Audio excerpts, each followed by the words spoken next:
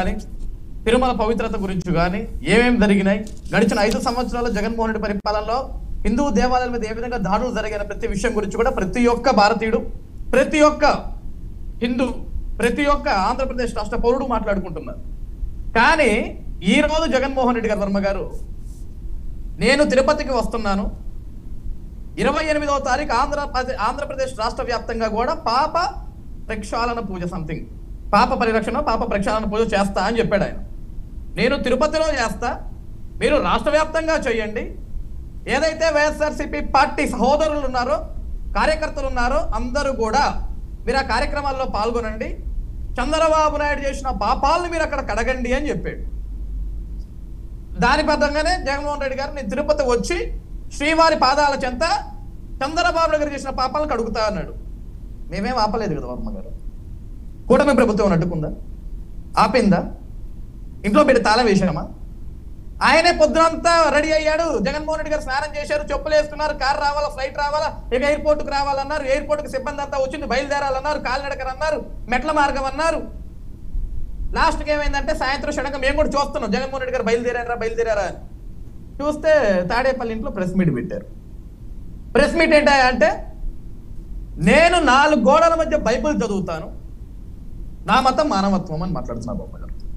మేము కూడా భగవద్గీత చదువుతాం వర్మ గారు, మేము కూడా భగవద్గీత చదువుతాం వర్మ గారు.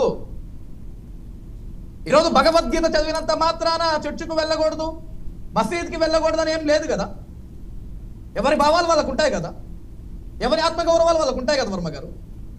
ఈరోజు జగన్మోహన్ రెడ్డి గారిని తిరుపతి రాకుండా మేము అడ్డుకున్నామా? ఈరోజు జగన్మోహన్ రెడ్డి గారిని కోరుకుంది ఏంటి? మీరు తిరుపతి రావద్దు, వెంకన్న స్వామిని దర్శించుకోవద్దు, స్వామివారి ఆశీస్సులు మీరు తీసుకోవద్దు మేమేం చెప్పలేదు. అయా జగన్మోహన్ రెడ్డి గారు, హిందూ ధర్మం మీద మీకు గౌరవం ఉంటే, హిందూ భక్తుల మనోభావాల మీద మీకు గౌరవం ఉంటే, నమ్మకం ఉంటే, తిరుపతి పవిత్రత మీద మీకు నమ్మకం ఉంటే ఒక్క సంతకం సార్, డిక్లరేషన్ మీద ఒక్క సంతకం. ఈ రోజు దాన్ని డైవర్ట్ చేయడానికి జగన్మోహన్ రెడ్డి గారు ఏం చేశారు తెలుసా వర్మ గారు? అనేక మంది దళితుల మనోభావాలను కించపరుస్తుంది కూటమి ప్రభుత్వం అంటే దళితులు వెంకన్న స్వామిని దర్శించుకోకూడదా అని మాట్లాడుతున్నారు. ఏళ్ల చరిత్ర, వందల వేళ్ల చరిత్ర కలిగిన కలియుగ వెంకన్న సన్నిధిలో కోట్లాది మంది భక్తులు, అన్య మతస్థులు అనేక మంది వస్తారు వర్మ గారు. ఎవరిని ఆపట్లేదే, ఎవరిని అడ్డుకోవడం లేదే. ఈ రోజు కూడా జగన్మోహన్ రెడ్డి గారిని ఎందుకు ప్రశ్నిస్తున్నామంటే వర్మ గారు, అందరికీ బాగా తెలిసిన విషయాన్ని బాగా గుర్తుపెట్టుకోండి. జగన్మోహన్ రెడ్డి గారు ముఖ్యమంత్రిగా ఉన్నప్పుడు వాళ్ళ బాబాయ్ వైవి సుబ్బారెడ్డి గారు చైర్మన్ గా ఉన్నాడు. వాళ్ళ పిన్ని ఒక బైబుల్ తీసుకొని తిరుపతి వెంకన్న గుడిలోకి వచ్చి జగన్మోహన్ రెడ్డి గారి పక్కన కూర్చొని, ఏది ఆయన పట్టు వస్త్రాలు సమర్పించడానికి వచ్చిన రోజు ఆయన పక్కన కూర్చొని ఏం మాట్లాడారంటే, జగన్మోహన్ రెడ్డి రక్షక గోవింద అంటే దీన్ని ఏమనుకోవాలి వర్మ గారు? మేమంతా కూడా జగన్మోహన్ రెడ్డి రక్షక గోవిందానా? అక్కడ భగవంతుడు వెంకన్న స్వామినా, వైఎస్ జగన్మోహన్ రెడ్డినా? దీనికి సమాధానం ఎవరు చెప్పాలా మాకు? ఈరోజు నిజంగా నీకు హిందూ ధర్మం పట్ల ఉండుంటే, హిందూ ధర్మం పట్ల నీకు అభిమానం ఉండుంటే, హిందూ పవిత్రత మీద నీకు నమ్మకం ఉండుంటే, అదే తిరుపతి సన్నిధిలో, వెంకన్న స్వామి సన్నిధిలో నీ పిన్ని నీ పక్కన కూర్చొని జగన్మోహన్ రెడ్డి రక్షక గోవింద అంటే ఏం సార్? మాయ మనోభావాలు కదా. భగవంతుని కీర్తించాల్సిన భగవంతుడు సన్నిధిలో జగన్మోహన్ రెడ్డి రక్షక గోవింద అంటే ఎంత పాపం వర్మ గారు ఇది. అంటే జగన్మోహన్ రెడ్డి గారు వెంకన్న స్వామితో ఈక్వలా, సమానమా? ఏడుకొండలవాడ వెంకటరమణ గోవింద గోవింద అనే నామాలు వినే ఆ పుణ్యక్షేత్రంలో ఈయన గురించి నామస్మరణలు చేస్తున్నారు వాళ్ళు. అది తప్పు కాదా వర్మ గారు? దాన్ని స్వాగతించాలా మేమంతా?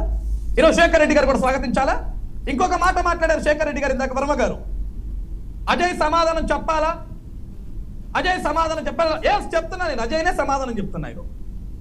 ఈరోజు ఒక డిక్లరేషన్ మీద సంతకం పెడితే వచ్చిన తప్పేంటి?